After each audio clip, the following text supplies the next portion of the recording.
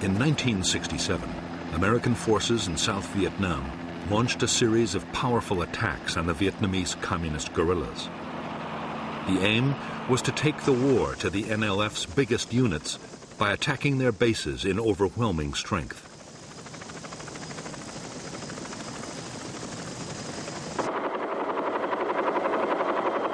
The Americans hoped that the guerrillas would stand and fight. They could then annihilate them with vastly superior firepower.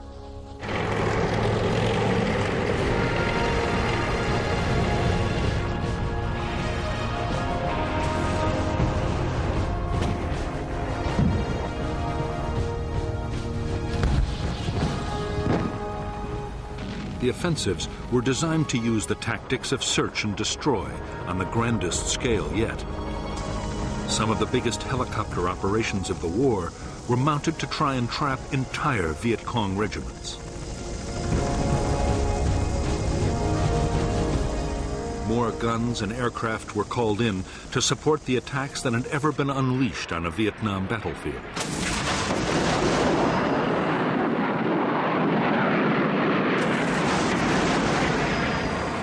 The Americans meant to damage the Viet Cong so badly they would be unable to carry on the war.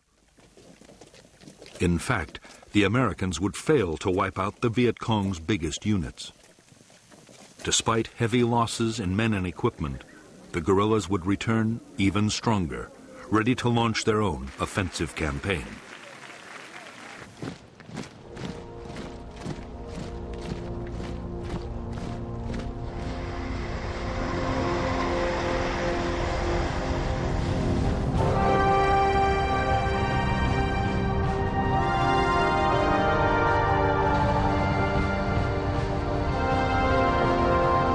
By mid-1965, the mission of American troops in South Vietnam was changing fast.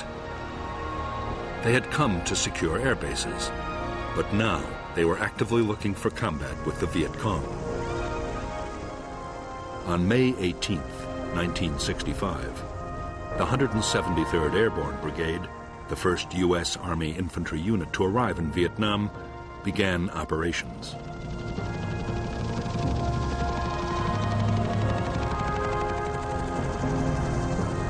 Its first task was to sweep a wide area around its base near Saigon.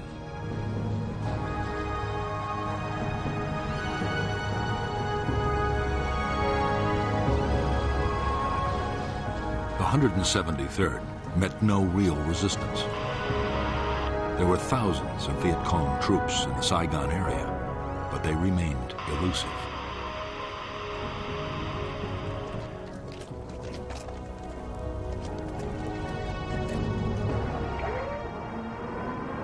More American troops arrived. As the weeks went on, questions were asked about the whole policy. Was it wise to send a conventional army with its slow-moving, heavily armed infantry, its planes, its tanks, against guerrilla units that might be impossible to pin down?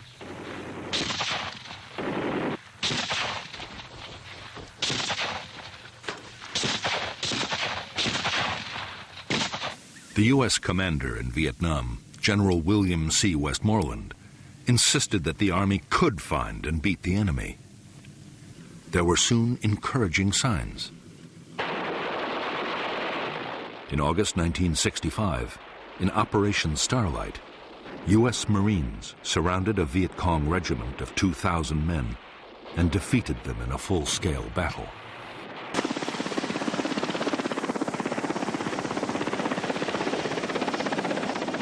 The next major challenge was posed by the NLF's allies, the professional troops of the North Vietnamese Army.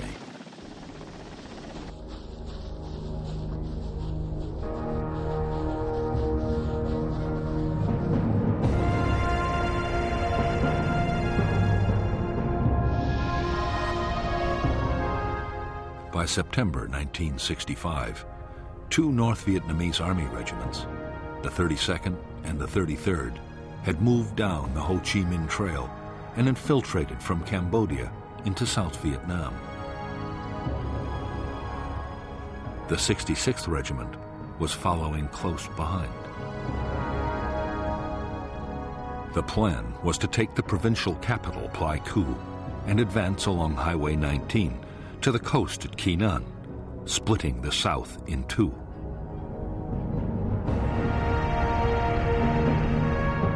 The Americans were determined to block the NVA's attempt to reach Kinan. The idea was to place in the Anke Valley the most mobile force they possessed, the 1st Air Cavalry Division.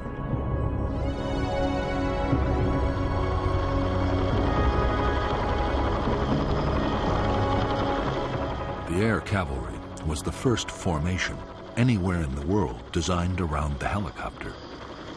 The division was 15,000 strong and had 480 machines, 5 times the number of a normal infantry division. The whole idea had, until recently, been an experiment with an eye to any future war in Europe. No one really knew how it would work in a place like Vietnam.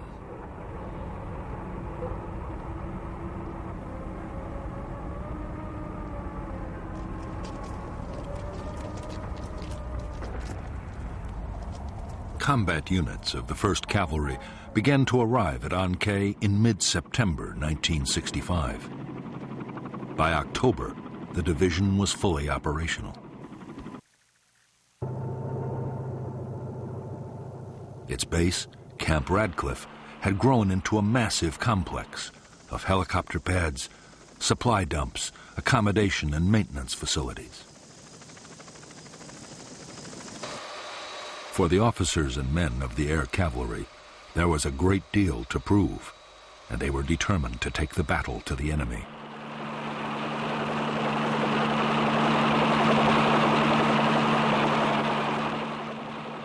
For their part, North Vietnamese Army commanders were just as keen for a fight as the Americans. Their 6,000 troops, already in the border area, meant to keep up the pressure on South Vietnamese government forces. At the same time, they aimed to find out how well U.S. troops would fight and how their own soldiers would cope with American weapons and tactics.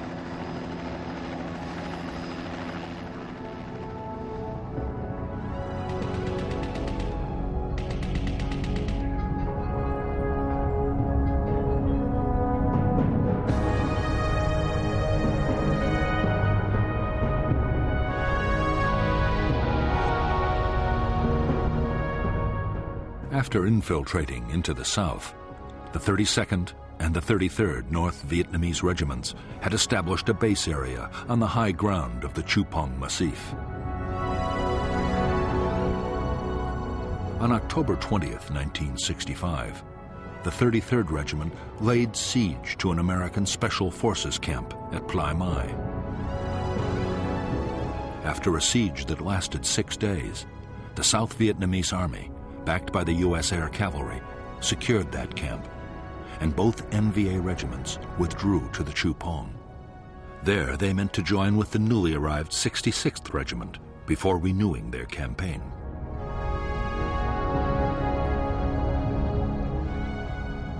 The American plan was to fly in the whole of the 1st Battalion of the 7th Cavalry to find the NVA regiments. It was the first time U.S. troops would face NVA regulars. The first step was to create an artillery fire support base near the Chupong at Landing Zone Falcon. Next, the lead elements of the 1st Battalion landed at LZ X-Ray. Right in front of them were nearly all the 66th and 33rd NVA regiments.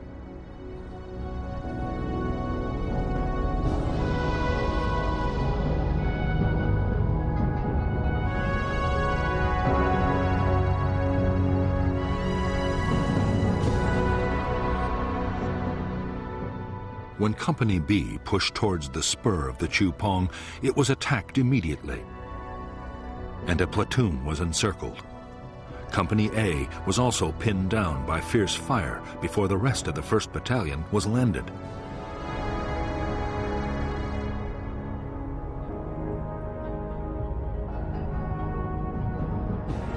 A and B companies then launched attacks to relieve the encircled platoon, but were driven back.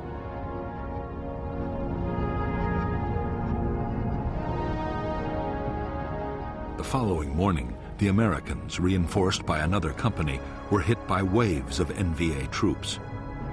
Heavy fire support wreaked havoc on the attackers, and by now another American battalion was on its way overland.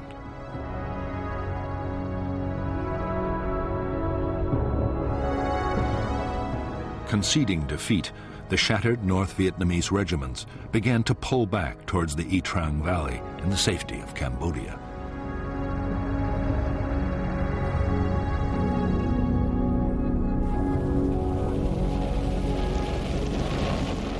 After the fight at LZ X-Ray, the Chu Pong was bombed by almost 100 B-52s, each unloading 17 tons of high explosives.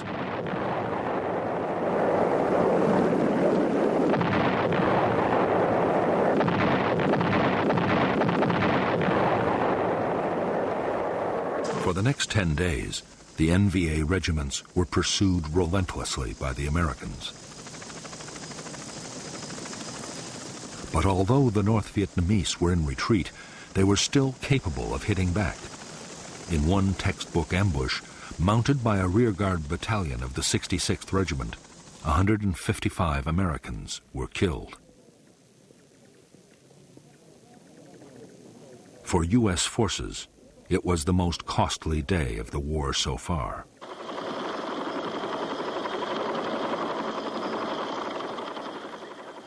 In the Battle of the Y Trang Valley and the Pleiku operation, the 1st Cavalry Division lost 300 dead. But the NVA had suffered much worse. 1,300 North Vietnamese soldiers had been killed and many more wounded. It was a clear-cut victory for the Americans. 2 enemy regiments were all but smashed, and there was now little danger of South Vietnam being cut in two.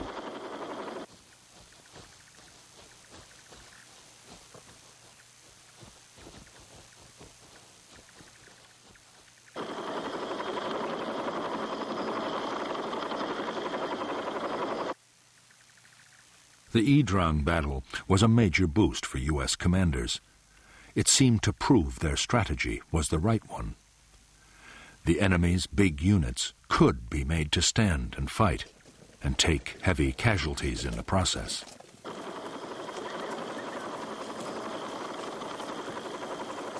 If the Communists could be forced into more battles like Y Trang, they would quickly suffer such losses they would have to abandon their whole campaign.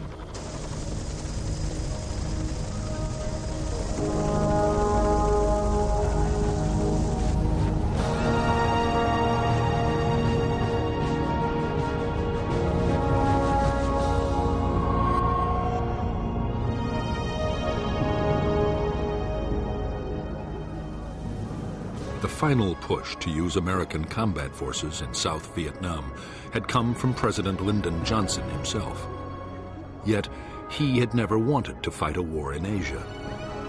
Johnson's priority was social reform, his Great Society program, and he feared the war in Vietnam might fatally damage his plans.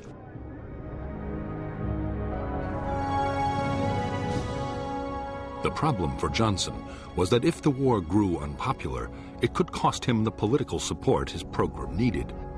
On the other hand, if Vietnam was lost to communism, it would be just as damaging.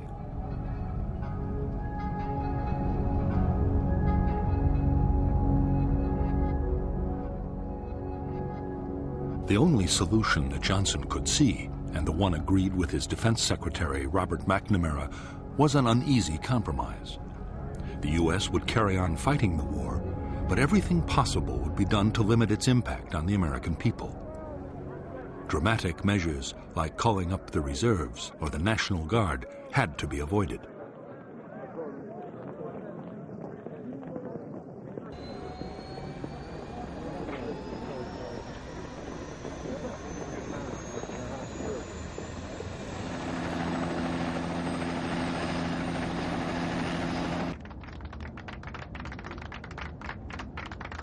Above all, Johnson was determined to keep China and the Soviet Union out of the conflict in Vietnam. By now, both communist powers had nuclear weapons, and China had almost unlimited manpower.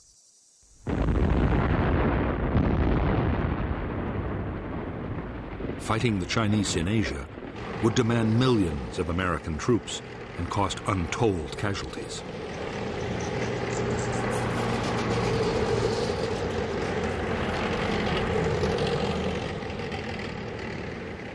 Johnson's solution was to fight a limited war. He restricted the bombing campaign against North Vietnam to personally approved targets.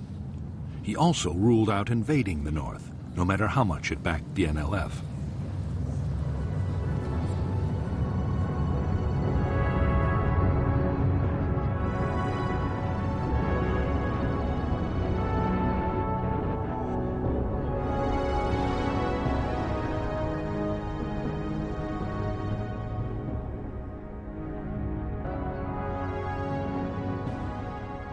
In fact, General Westmoreland, the U.S. commander in South Vietnam, had no desire yet to go into what he felt were communist sanctuaries in neighboring countries. But what he did want was a much more effective bombing campaign to cut the flow of supplies and men to the guerrillas.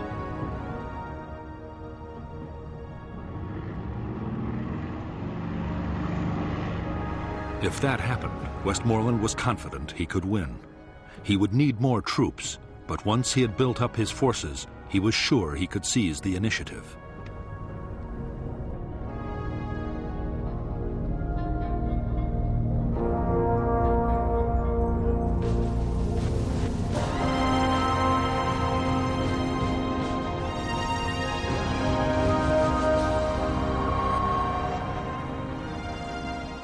The leaders of the National Liberation Front were rarely able to meet. They were forced to gather in the strictest secrecy at a remote forest area near the Cambodian border.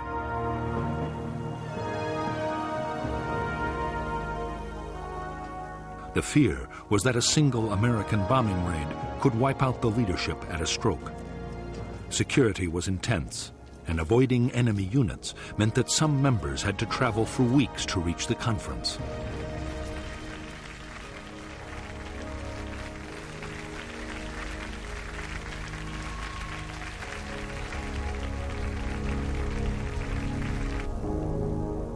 The Central Committee had 52 members and was led by the chairman Nguyen Hue To. To was a French-educated lawyer and to many in South Vietnam, the acceptable moderate face of the Viet Cong.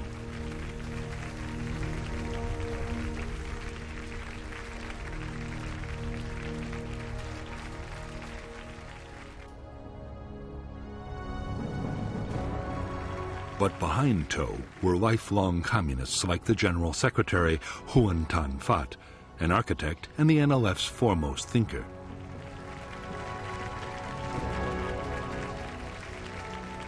Another hardliner was the French-educated lawyer Tran Bu Kim, one of the NLF's founders.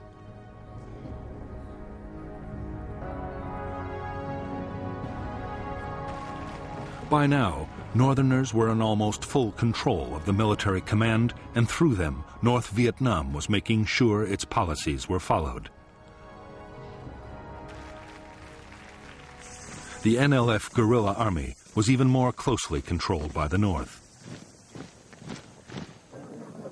Its top commander was a North Vietnamese Army General Nguyen Chi Tan. Tan was noted as a political firebrand and wanted to stay on the offensive, whatever the cost or the dangers.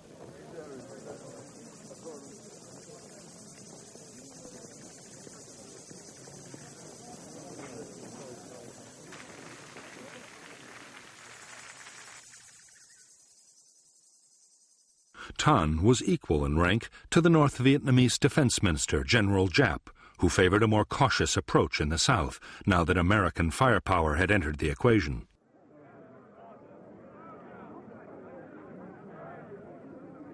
By the end of 1965, Giap was winning the argument. The result would soon be felt on the battlefields of South Vietnam.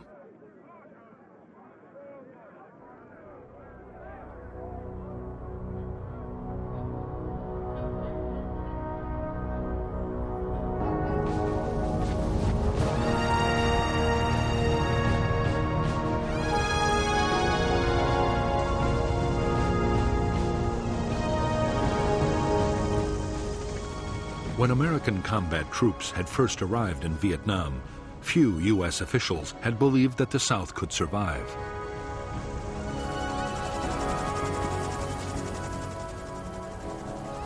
By the end of 1965, the picture had changed dramatically. The new government, led by Air Marshal Key, was growing in confidence. The arrival of American troops had given morale a huge boost, and there was no longer a danger that the communists could win quickly.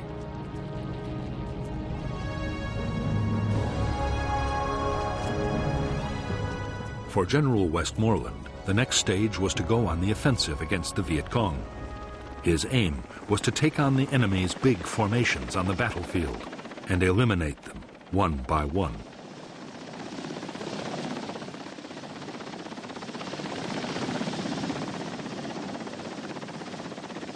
The tactics would be those of search and destroy, finding and trapping the enemy, then smashing his forces with massive firepower.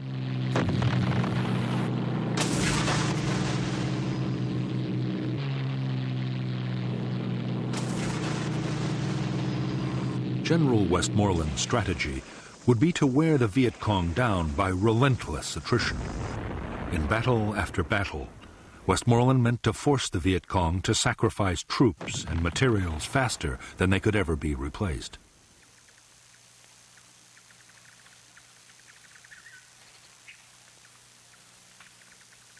The measure of success would be the amount of supplies destroyed, the number of bases knocked out, and above all, the body count, the number of enemy soldiers actually killed in battle.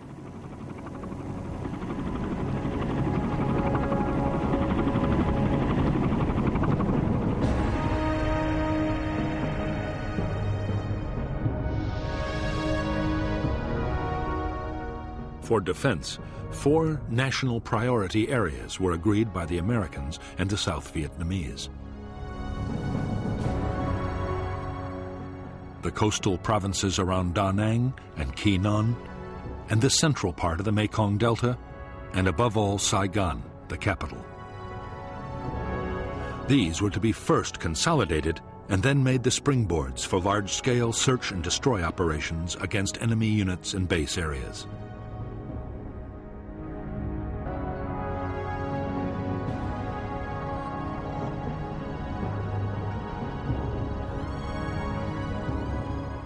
The greatest Viet Cong concentrations in the whole of South Vietnam were known to lie between the capital and the Cambodian border.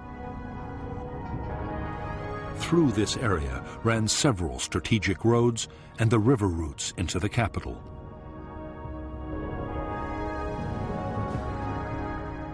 There were believed to be enemy bases in the Iron Triangle, War Zone C, and War Zone D.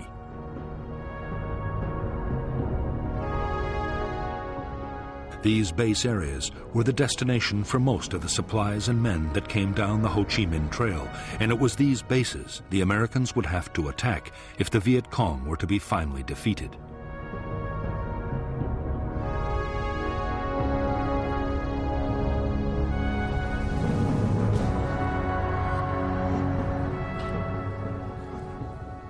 A key part of the American strategy was to stop the Viet Cong, replacing the men and supplies they lost in battle. The Commando Hunt bombing campaign was hitting the North Vietnamese transport system and the staging areas for troops infiltrating down to the south.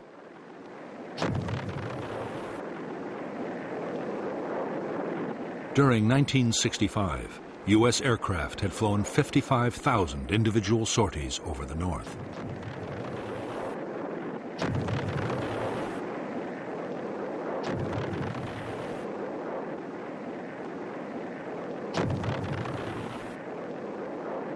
In the South itself, the Americans meant to take over most of the fighting. The U.S. forces were better armed and trained than South Vietnamese government troops.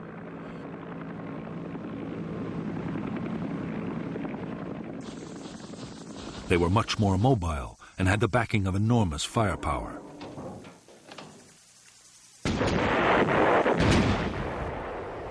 Meanwhile, to the intense frustration of many South Vietnamese army commanders, Government forces would deal mainly with local security.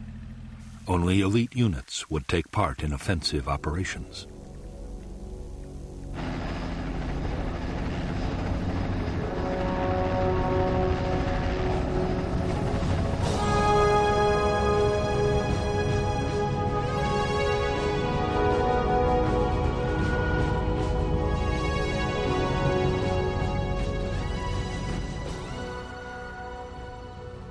In December 1965, Ho Chi Minh and the North Vietnamese leadership ordered a change in the way the war in the South was to be fought. From now on, the Viet Cong would avoid pitched battles with the Americans unless the odds were clearly in their favor. There would be more hit-and-run attacks and ambushes.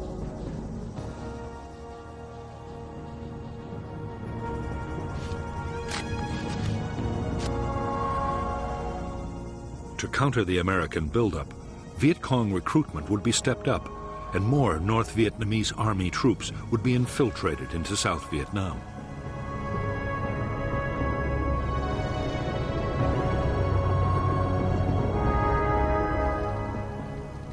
The Vietnamese communists, following the example of Chinese guerrillas before them, had always given the highest priority to creating safe base areas.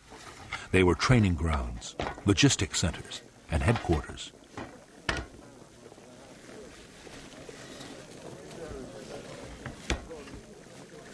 They also offered secure sanctuaries for times when the war might go badly.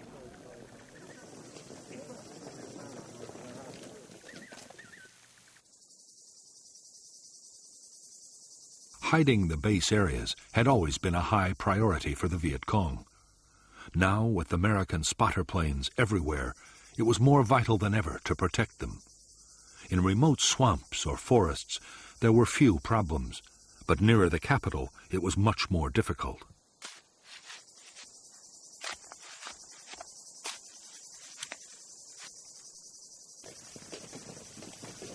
The answer was to build enormous warrens of underground tunnels. The biggest were in the Iron Triangle and in the Cu Chi district, only 20 miles from Saigon.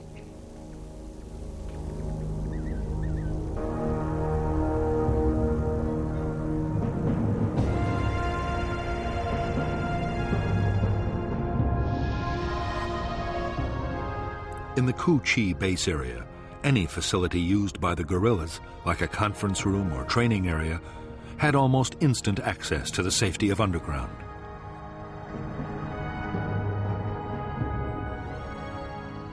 Hidden trapdoors led below, past guarded chambers, to long passages. At regular intervals, branches led back to the surface and other secret entrances. Some openings were even concealed beneath the waters of streams or canals.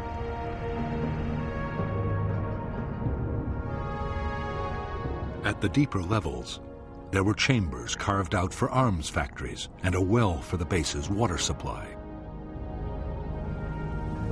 There were storerooms for weapons and rice, and there was sometimes a hospital or forward aid station.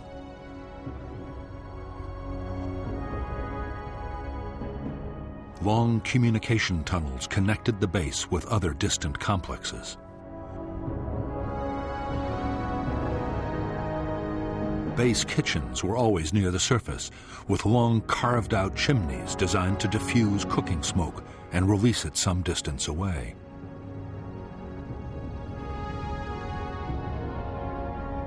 Near the kitchens were the guerrillas' sleeping chambers, where they could survive for weeks at a time if need be.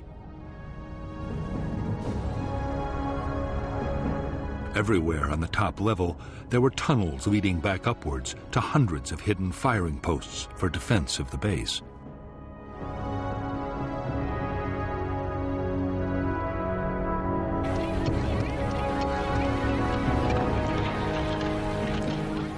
The base area at Cu Chi was a vast network with 200 miles of tunnels. There were other complexes too, big and small, scattered all over the country. Each villager in an NLF area had to dig a meter of tunnel a day. There was even a standard handbook specifying exactly how tunnels were to be built.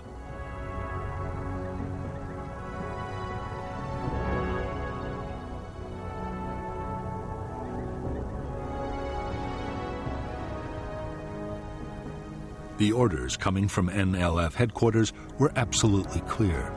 Tunnels were not to be treated as mere shelters. They were to be fighting bases, able to provide continuous support for troops.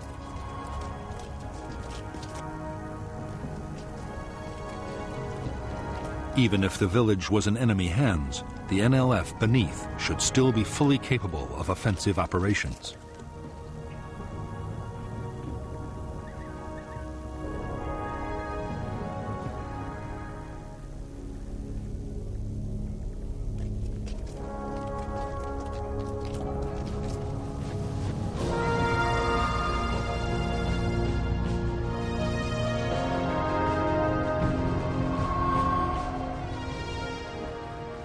When Washington had decided to send American troops to fight the Viet Cong, the biggest question had been how many would be needed to win.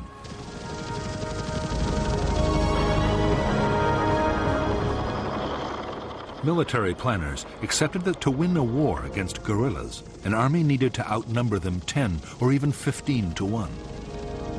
But American generals were now arguing that the Viet Cong was no longer a guerrilla force, but a conventional army of big units.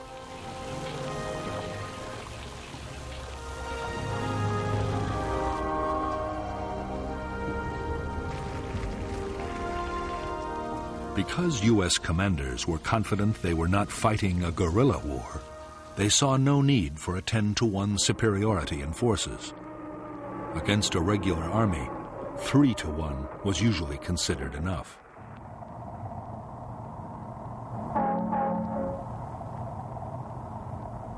$400,000 U.S. troops, plus the South Vietnamese army, would be just sufficient to reach that target. The plan was to have most of the men in Vietnam by the end of 1966.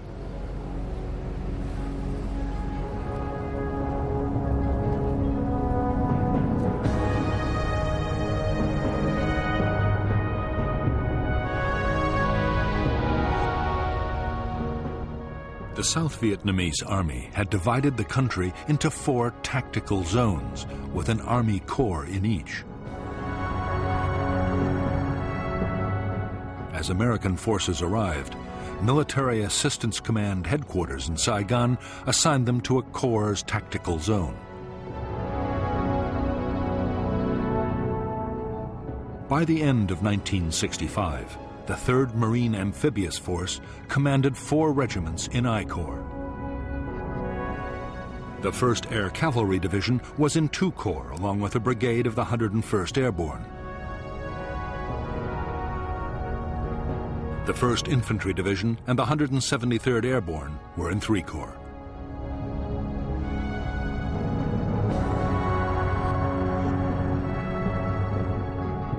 During 1966, the plan was to build up U.S. strength by 2 Marine regiments, 3 Army divisions, an armored cavalry regiment, and 2 light infantry brigades.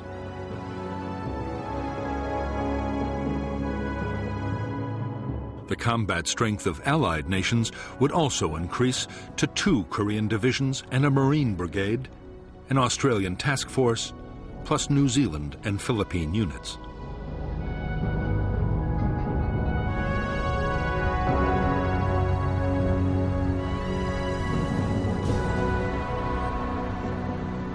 By late December 1965, almost 150,000 U.S. troops had arrived in Vietnam.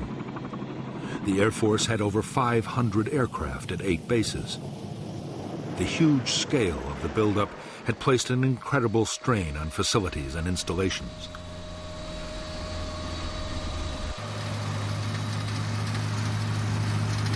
There was a frenzy of building as Army and Navy engineers, along with American civilian contractors, improved airfields, bases, and roads.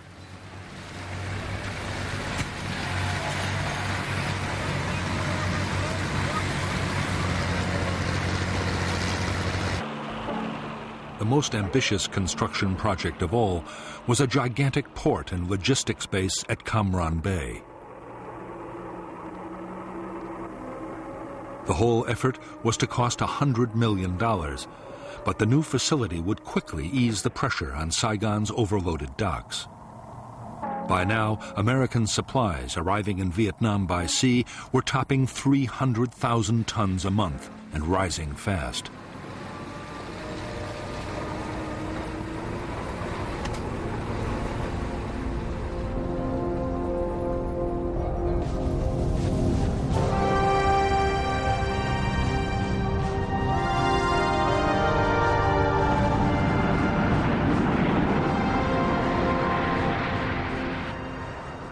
As the Cold War had produced one world crisis after another, the U.S. armed forces had been on a war footing almost continuously for 5 years. Budgets were generous, and all the services were superbly well equipped and trained.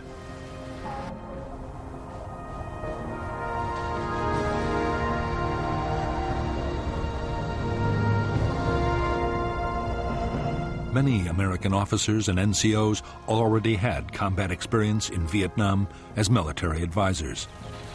Most of the more senior personnel had fought in World War II and Korea.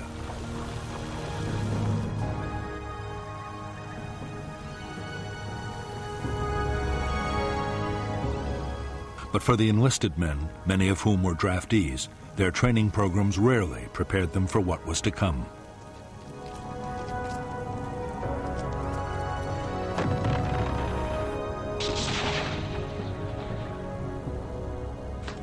Even to the best trained soldiers, the reality of arriving in Vietnam could come as a shock.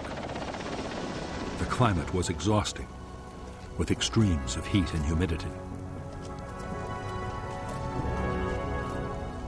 The Vietnamese people and their culture were totally unfamiliar.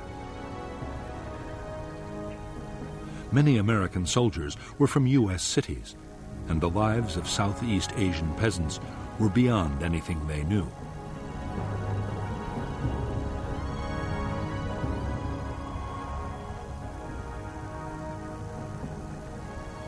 But in spite of the strangeness of the world in which they had come to fight, at this stage morale was high amongst American troops in Vietnam. There was confidence in the Army's leadership, and most units had a strong sense of camaraderie. There was also the knowledge that a soldier's basic tour of duty was a finite 13 months and 14 days.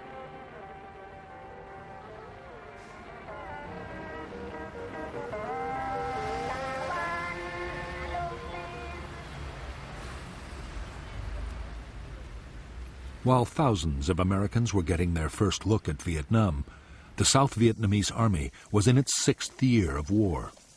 Most of the Army's 300,000 soldiers were reluctant conscripts.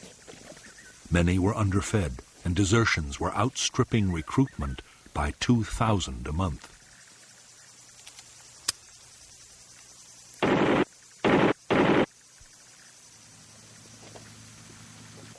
As for the officers, corruption was rife, and many sold their units food and supplies.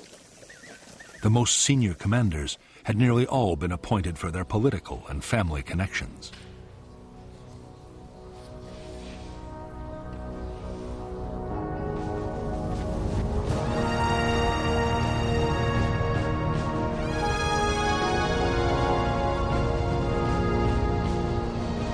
For years, the basic infantry weapon of the American soldier had been the M14 rifle.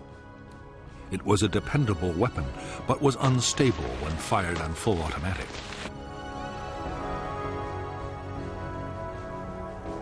The M14 would stay in service with some units for a long time yet. But a new weapon was starting to reach the troops in Vietnam.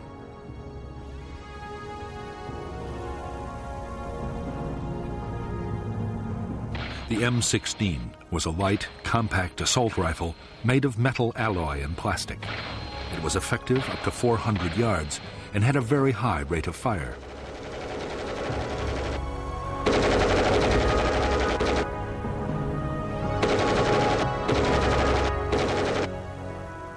Although on paper the M16 seemed to offer the infantryman everything he could wish for in a rifle, the reality was very different on the battlefield.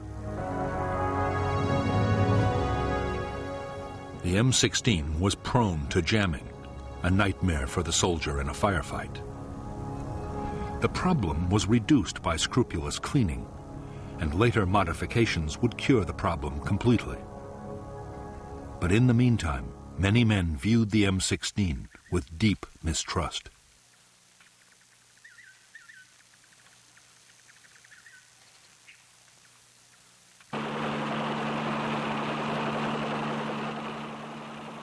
In an American infantry platoon, the most valued weapon of all was the M60 machine gun.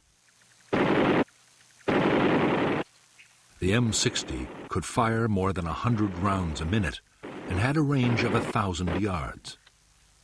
The gun was usually operated by a two-man crew, but it could also be fired from the hip. The M60 was extremely robust and well suited to the harsh conditions of battle in Vietnam.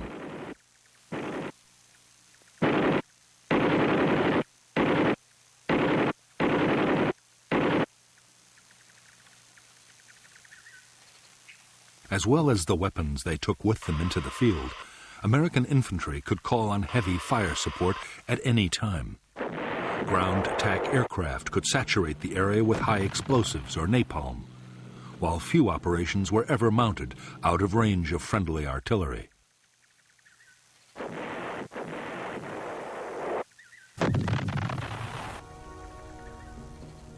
Unlike aircraft, guns were not affected by weather or visibility, and they were extremely accurate. The biggest American artillery pieces, the 175mm howitzers, could destroy a target at a range of 20 miles.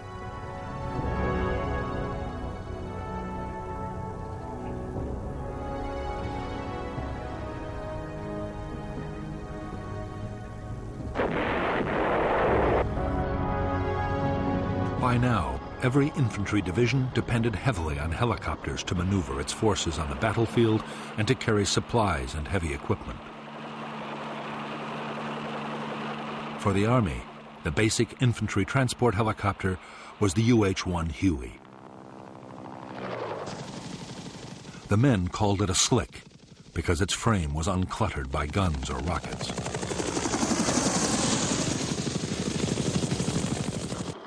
The Huey was able to carry 11 soldiers and their equipment. For protection, each helicopter had a door gunner with an M60.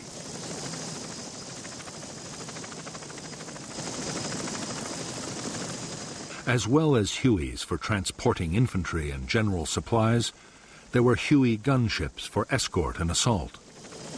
The gunships were armed with a formidable array of rockets, machine guns, and grenade launchers.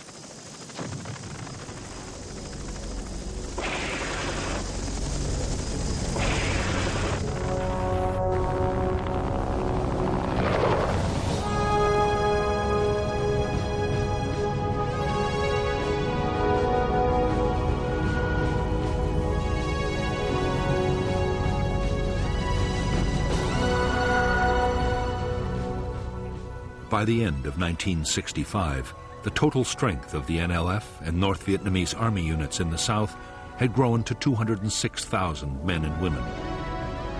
Of these, 36,000 were main force NVA troops. The rest were regional and local guerrillas.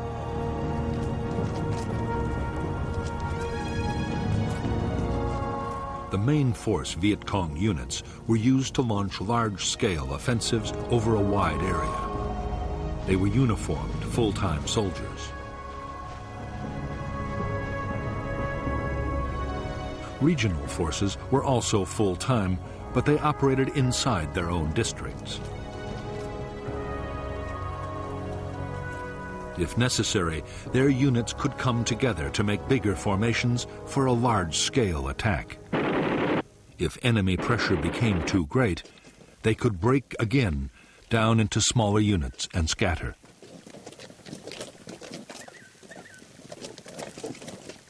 As for the local guerrillas based in the villages, their main job was political. They were a constant reminder of the armed presence of the Viet Cong and worked to increase local support.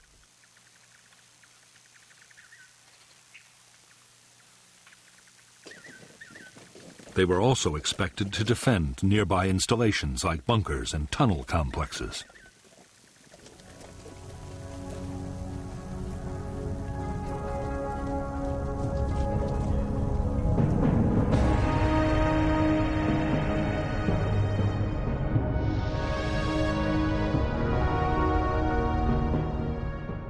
Viet Cong forces were commanded by the Central Office for South Vietnam, near the Cambodian border. The NLF deployed 2 divisions, the 9th with 3 regiments and the 5th with 2. 4 more regiments were independent main force units.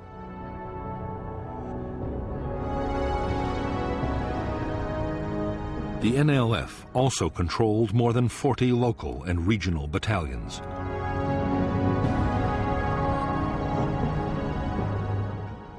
Further north, all communist operations were run by the North Vietnamese Army. The NVA deployed 3 divisions and 9 independent regiments.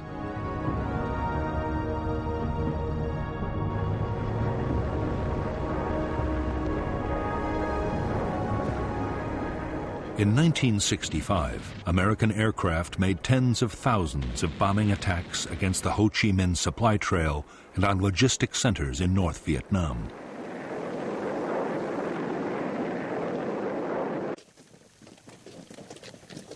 In spite of their efforts, the Viet Cong were getting more weapons and reinforcements from the north than ever before. The average Viet Cong unit was now better armed than at any time in the movement's history.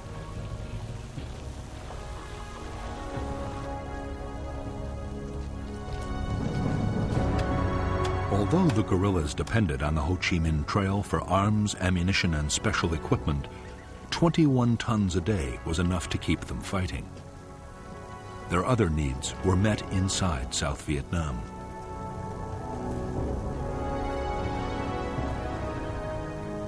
To feed the troops, rice taxes were imposed on farmers, and every possible local resource was used and reused. Nothing was wasted. Even the American supplies and containers left behind on the battlefield were put to some military purpose.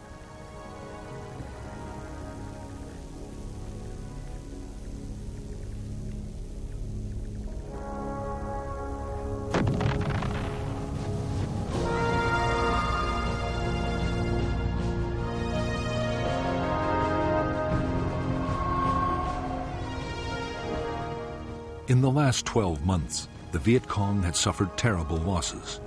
40,000 had been killed or captured in 1965.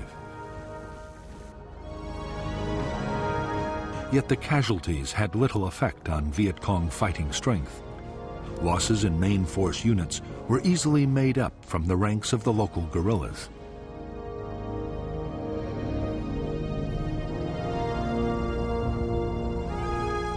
The biggest problem was the high casualty rate among officers. To replace these, the Viet Cong depended on trained men coming down the Ho Chi Minh Trail from the north.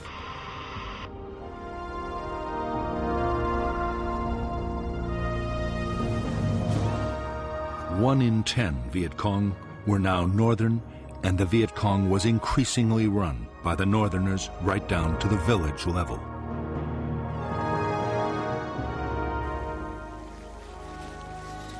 By this time, most Viet Cong main force soldiers had fought for years and were highly skilled and motivated. Every attack was planned down to the last detail, using elaborate models and endless rehearsals. The troops were well trained in infantry tactics and night operations.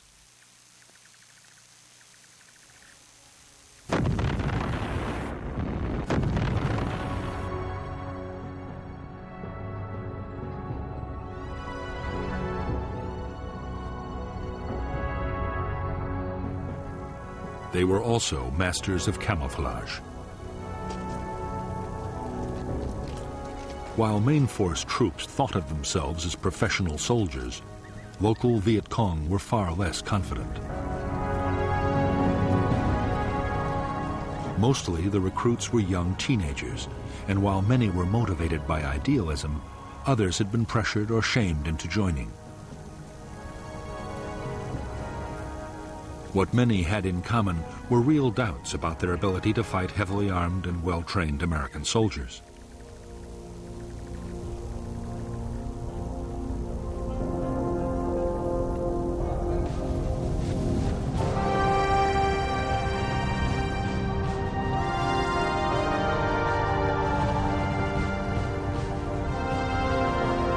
Most main force Viet Cong troops were now armed with a superb assault rifle. The AK-47 was a Russian design copied by the Chinese. It was comparable to the American M16, but it had fewer moving parts. The stock was wood, not plastic, and was far more reliable in Vietnam's testing conditions. The AK-47 also had the advantage of a 30-round magazine compared to the 20 of the American rifle. The Viet Cong had a range of effective Soviet and Chinese light and medium machine guns. They also had heavy machine guns, though never enough.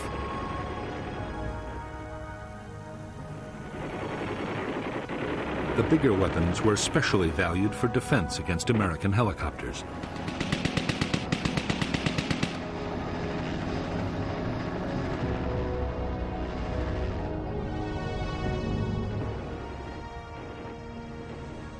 For destroying armored vehicles or bunkers, the Viet Cong had highly effective rocket-propelled grenades and recoilless rifles. Mortars were also available in large numbers and had the advantage of being very easy to transport.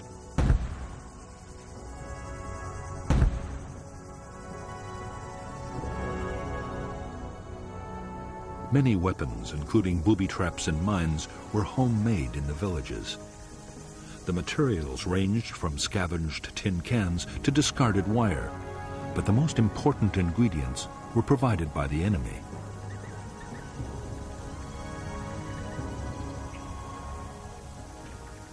In a year, dud American bombs could leave more than 20,000 tons of explosives scattered around the Vietnamese countryside. After air raids, volunteers retrieved the duds, and the dangerous business of creating a new weapon began. In 1966, locally made devices would kill more than 1,000 American soldiers.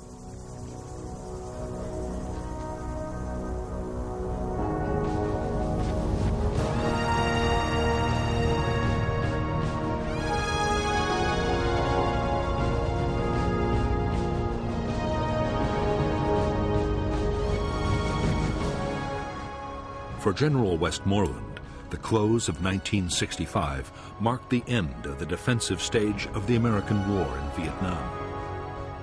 In the coming year, he meant to complete his buildup. Then he would launch the full-scale offensives that would lead to final victory.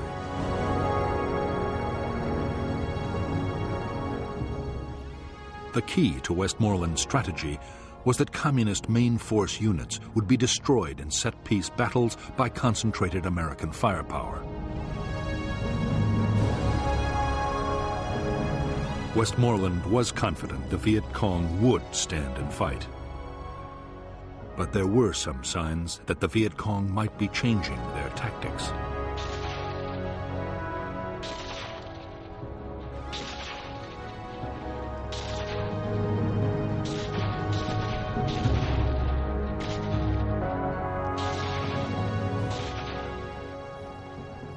In the last weeks of 1965, the Viet Cong concentrated their attacks on poorly defended targets, like isolated outposts and remote towns. Strong South Vietnamese or American forces were making contact with big guerrilla units less and less often. At the same time, there were more sniping incidents and ambushes. As a result, While Viet Cong casualties went down, American and South Vietnamese army losses increased dramatically.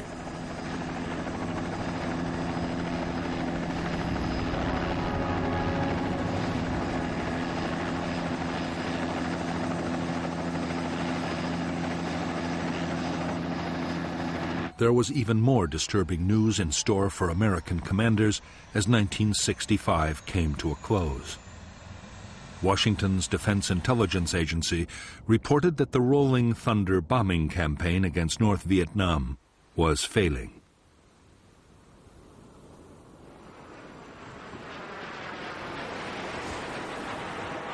After 10 months of increasingly fierce air attacks, the North showed no signs it was about to give up its support for the Viet Cong. Nor had the bombing staunched the flow of men and supplies to the guerrillas. That meant only one thing.